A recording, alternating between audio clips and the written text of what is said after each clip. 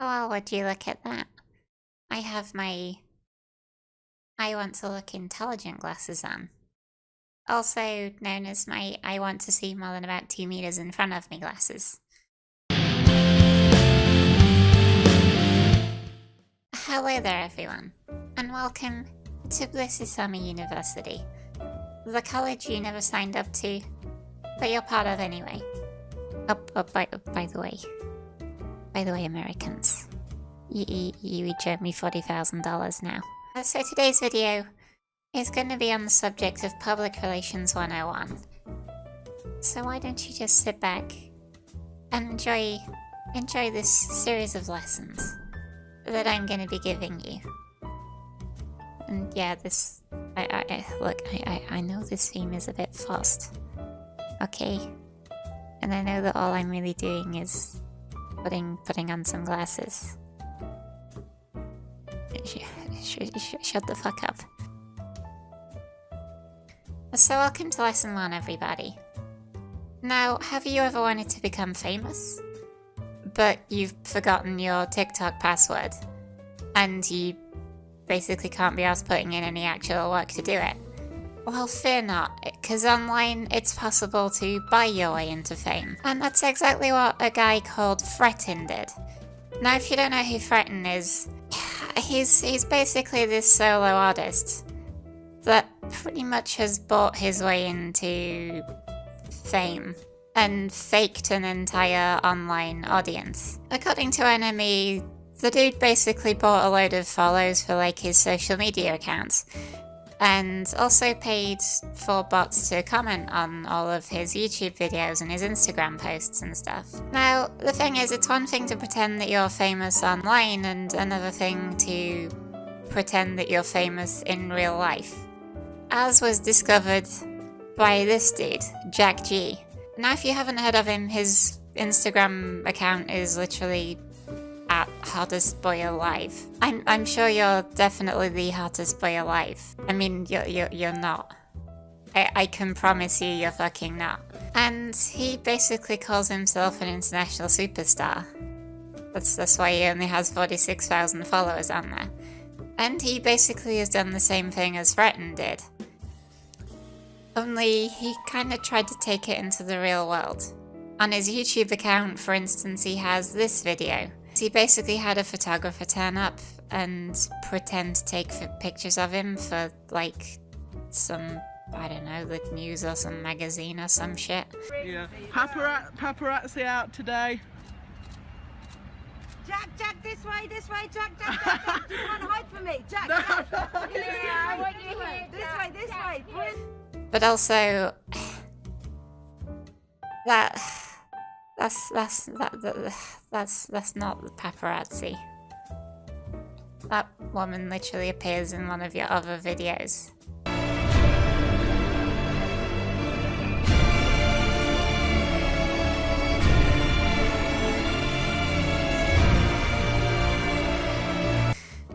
All of it was completely staged, of course, and people in the actual video people in the actual video were literally asking, is this person famous? Who is this Jack? Is he put behind him? What's he? Like, you can be pretty sure that his whole online stardom consists basically of bots that he's paid money for. When people in his own video are asking, oh, is this kid famous? I don't fucking know. I've never heard of him. Global superstar, by the way. So, Threatin basically did the same kind of thing, but with much less success. You see, Threatin literally went on tour and played to literally nobody, because nobody showed up to any of the gigs. Like, literally, according to the article in the NME, like, the only people he played to were members of the support act who had stayed there because they felt sorry for him. But to be honest, alarm bells should have been ringing from the moment that he put up the video announcing the tour. Now, I want you to watch this, and I want you to watch this very carefully. and see if you can spot the thing that immediately jumped out at me.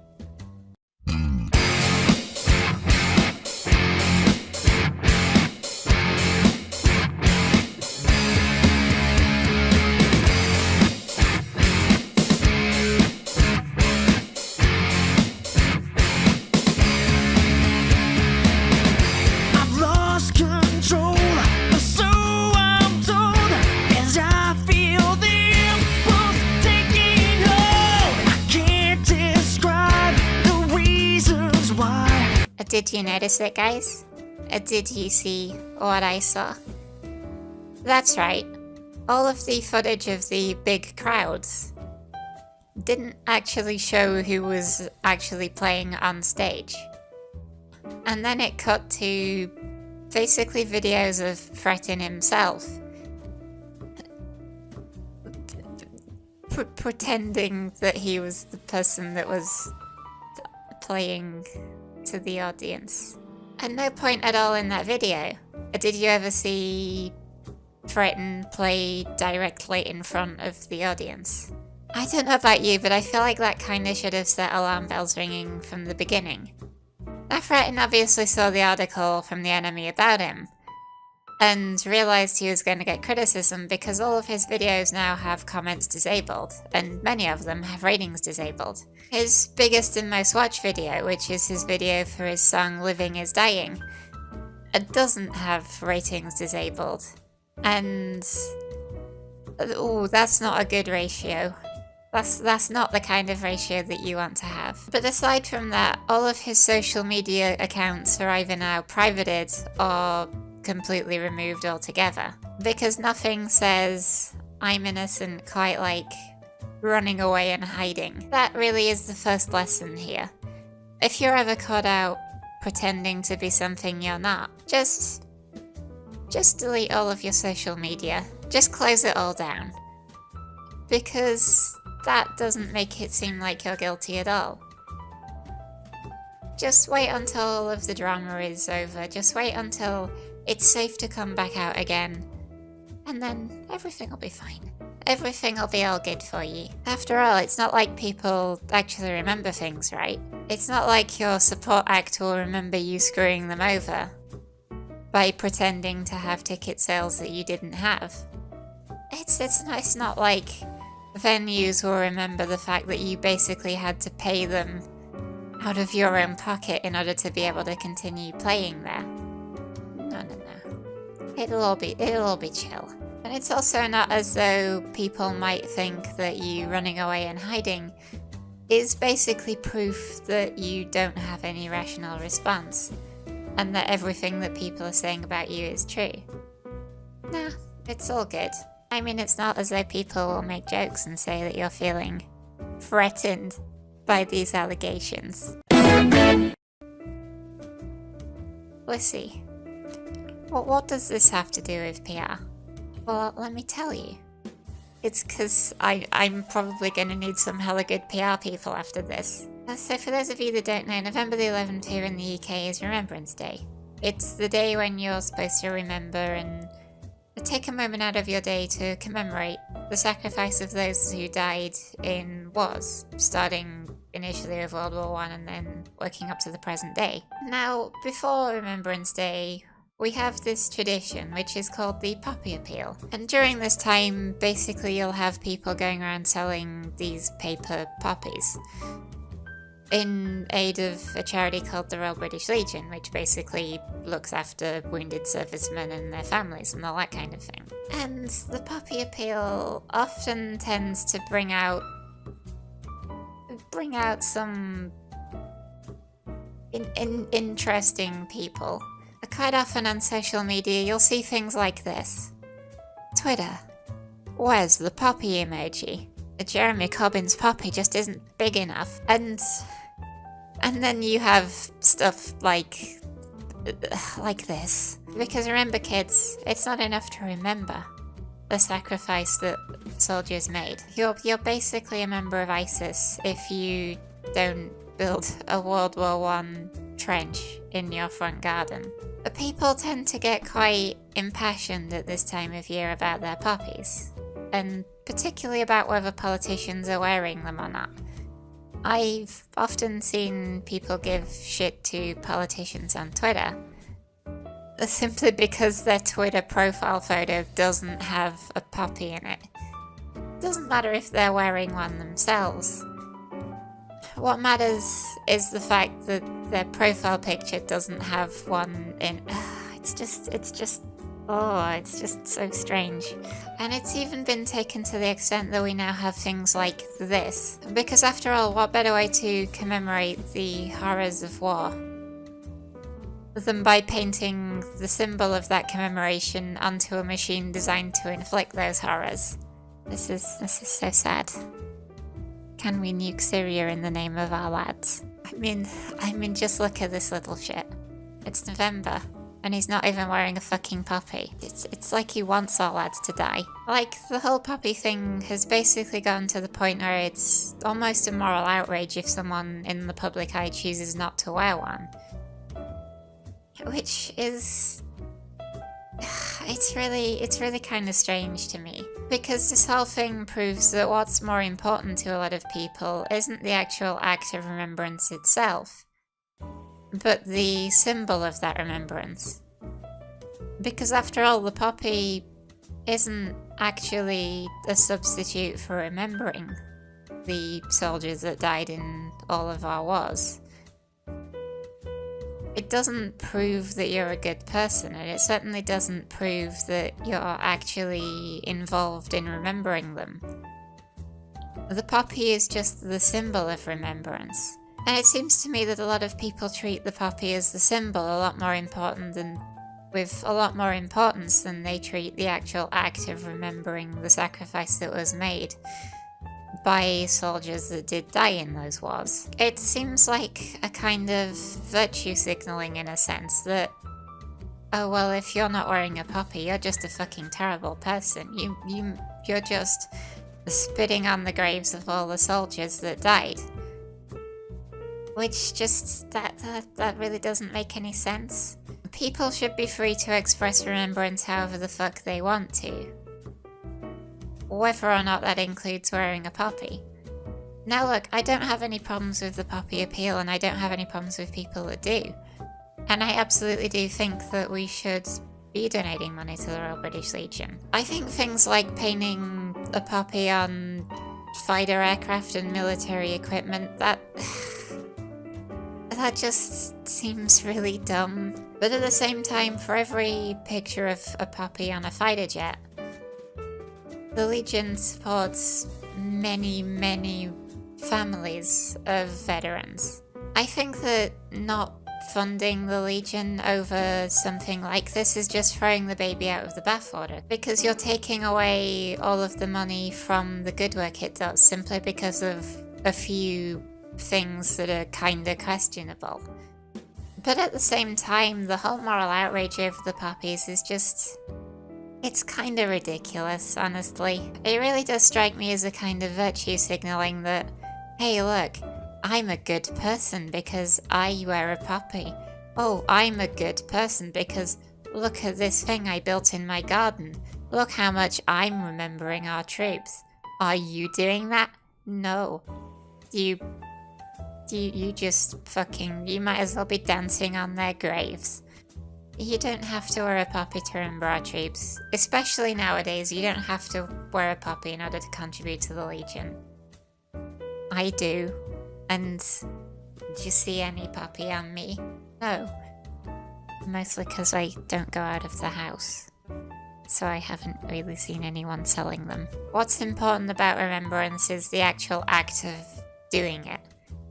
Not all of these things that are just symbols of it. So men, do you want to improve your image? Do you want to make yourselves look better? Look like more of a strong ally to women? Well, there's a very simple way for you to do this. You gotta stop wearing sunglasses. According to this here illuminating post on Facebook, dear men, sunglasses are a tool of the patriarchy. They're used to hide ogling eyes and sinister looks. They make women feel uncomfortable and are not feel uncomfortable? Really? Honestly, I have genuinely never been made to feel uncomfortable by a dude wearing sunglasses. That has literally never fucking happened. Not even once in my entire life. They make women feel uncomfortable, and they are not a necessity. That's right, guys. You might think that sunglasses are necessary. You might think, hey, Blissy, I just want to stop myself suffering from permanent retinal damage. Well, that's just the fucking patriarchy talking. Real allies to women are quite happy to allow themselves to have their eyes damaged by harmful UV rays. You're just a fucking male chauvinist if you disagree with that. But please stop wearing sunglasses as a sign of respect and support for women. You're damn right, sister. These men with their sunglasses must be stopped. Take it from me, the Professor of Public Relations at Blissysama University. If you want to be seen as a good female ally, if you want to be seen as the epitome of progressiveness in the current year, just allow your eyes to be damaged. Just go blind in the name of feminism. It really isn't that much to ask now, is it?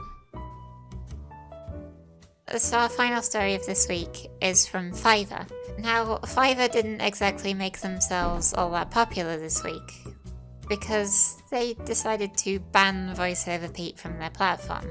Voiceoverpete, for those of you that don't know who he is, he's this guy, the attentional gamers guy.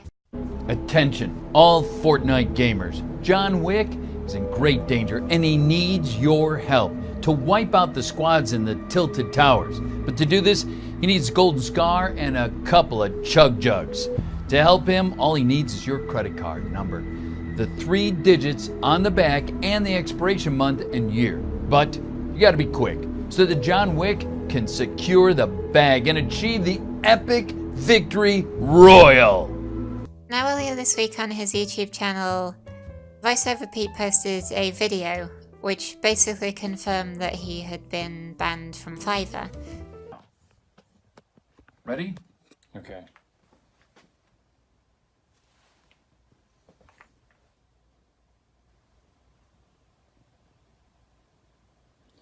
Yeah, I was afraid of that. Just log in, like, type in your stuff.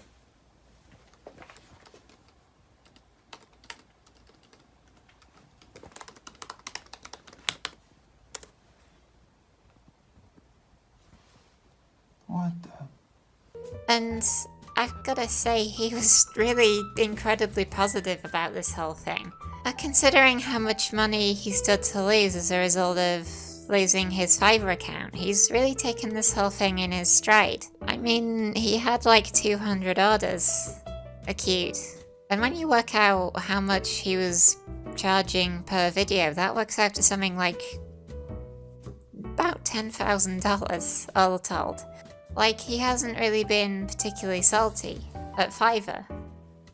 Despite the fact that Fiverr were telling him literally last weekend at a Fiverr event that he attended how great he was and how much he was bringing to Fiverr as a platform, how great it was that the meme took off. But yet, on Saturday when I was down in Miami, and I'm shaking hands, kissing babies, helping everybody out, it's all good, Pete. Wow, you're like the meme status of all of Fiverr. This is so awesome, so happy for you.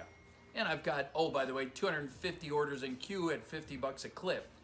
Well, now it's like, oh, money. Did you have money in your account? Because it's gone. Well, before deciding to ban him like 2 days later, of course. Now, Pete, like I said, has been incredibly positive about this. He's produced some really quite amazing YouTube videos. And he started up a Patreon account, he started up a Twitch account. I'll link all of those down in the video description, because you should definitely go and subscribe to him. Because bless him, he's really taken this whole thing in his stride. And that's really good to see. Because, he basically just lost his primary source of revenue. And I know that if that was me, I'd have been completely fucking freaking out. But yeah, Fiverr really hasn't particularly made themselves all that popular because of this. Especially considering the fact that they didn't refund people to their credit cards.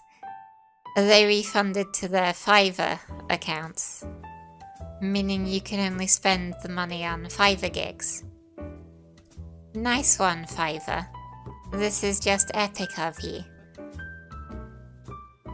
And the final piece of amazing PR this week comes from Battlefield 5. Now, Battlefield 5 has been a little bit embattled, as you know. But it's kind of got even worse considering how EA has chosen to release it. This right here is their release schedule. Notice how people that bought the Deluxe Edition will get the game 5 days before people who bought the Standard Edition. Meanwhile, Origin Access Premier subscribers can play it right now. Now obviously this comes with the Blissysama School of PR's seal of approval. Because after all, who needs that release day hype? You don't need that free marketing that comes from the hype over release day. Especially not when you'll be making more money off of people that are so desperate to play the game that they're willing to pay for an Origin Access Premier subscription in order to play it 11 days earlier than they might otherwise be able to. I'm honestly amazed that people put up with this shit. This is... why do you do this, people? But yeah, that's it for this week, guys. Thank you very much for watching this video. Remember to like, share, subscribe, turn on notifications, leave a comment, and summon Satan. Because fuck knows, you'll probably need it in order to have this message get to your inbox. This message? This fucking video. What? Thank you all for joining me in this first class of Blissysama University. I hope you've all learned a great deal about how to appropriately manage your public relations. And I will see you in the next video, fellow gamers.